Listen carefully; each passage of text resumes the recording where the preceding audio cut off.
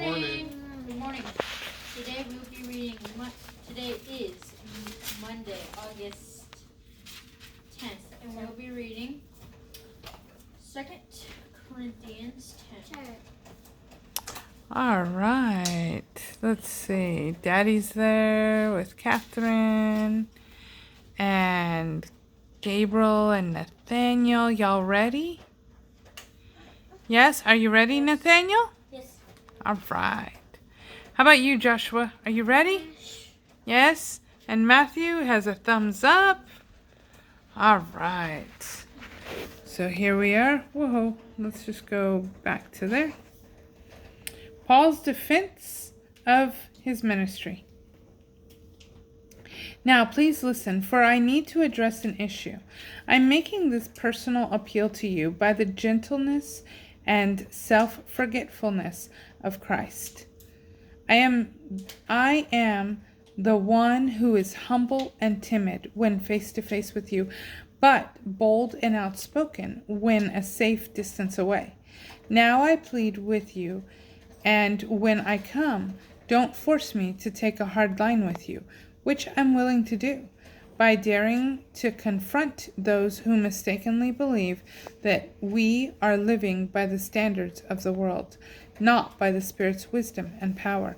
For although we live in the natural realm, we don't wage a military campaign employing human weapons, using manipulation to achieve our aims. Instead, our spiritual weapons are energized with divine power to effectively dismantle the defenses behind which people hide. We can demolish every deceptive fantasy that opposes God and break through every arrogant attitude that is raised up in defiance of the true knowledge of God. We capture like prisoners of war every thought and insist that it bow in obedience to the Anointed One. Since we are armed with such dynamic weaponry, we stand ready to punish any trace of rebellion as soon as you choose complete obedience. Paul responds to criticism. You seem to always be looking at people by their outward appearances. If someone is confident that he belongs to Christ, he should remind himself of this. We belong to Christ no less than he does.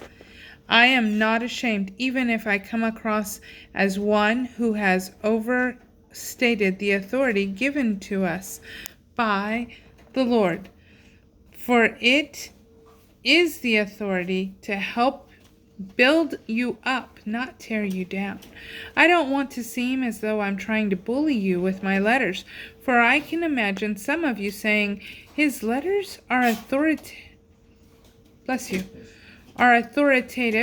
and stern, but when he's with us, he's not that impressive, and he's a poor speaker. Such a person should realize that when we arrive, there will be no difference in the actions we take and the words we write. Paul's apostolic mandate.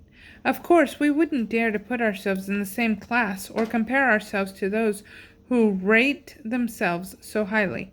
They compare themselves to one another and make up their own standards to measure themselves by.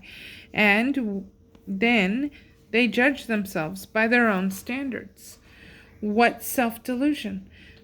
But we are of those who choose to limit our boasting to only the measure of the work to which God has appointed us.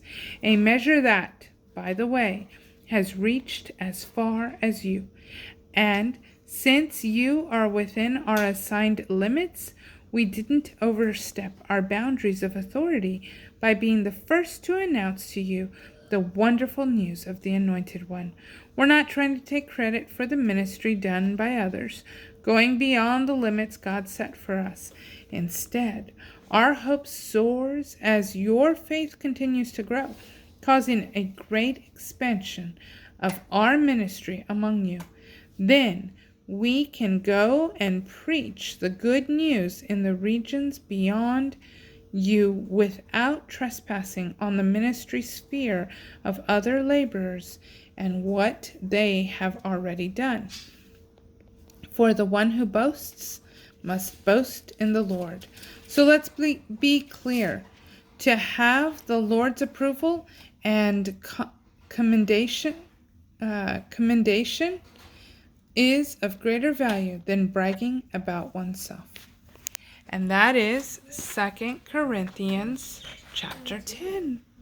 Goodbye. Have a great day. Have a great day. Please subscribe. Hope you like this video. And if you have subscribed, Thank you. thank you. Bye.